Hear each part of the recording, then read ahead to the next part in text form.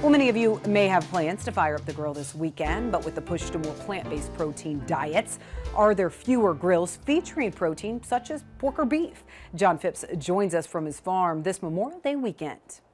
4 years ago, Purdue economist Jason Lusk made a serious effort to quantify an issue that had been swimming in bad numbers: how many non-meat eaters there are in the U.S.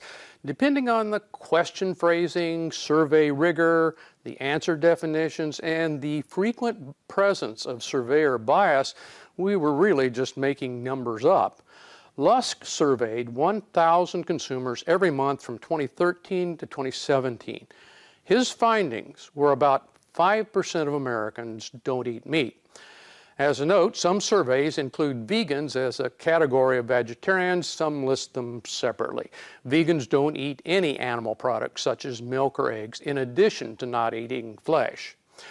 2 other surveys just released this year by researchers from Oklahoma State and Kansas State now fix the number of non-meat eaters or vegans and vegetarians put together, at 10%. These new surveys seem as meticulous and statistically valid as the work by Lusk.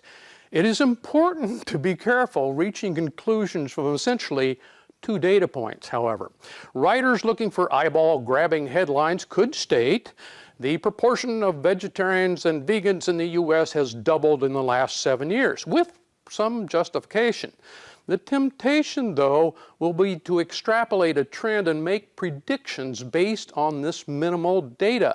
I even expect to see dubious claims like, in X years, most Americans will be vegans or vegetarians. For my money, I'll go as far as saying there seem to be more vegetarians and vegans than there used to be.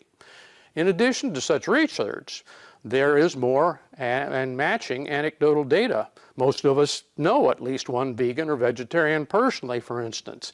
Vegan restaurant menu items and supermarket products touted as plant-based no longer strike us as particularly unusual.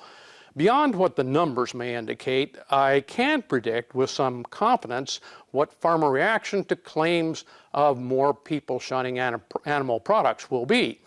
There will be strong denial, skepticism, at least until consumption trends are clearly visible in market prices and consumer demand, and animosity to those who bypass meat.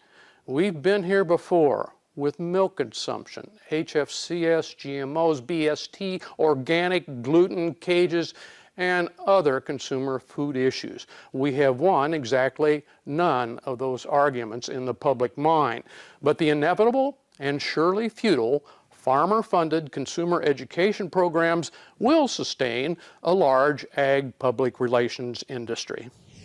And you can hear more of John's commentary on our Farm Journal YouTube page. All right, let's take a quick break and then Machinery Repeat. He has Tractor Tales this weekend. Your next piece of equipment is on MachineRepeat.com. Search equipment from dealerships across the country to find what you're looking for. Only on MachineRepeat.com.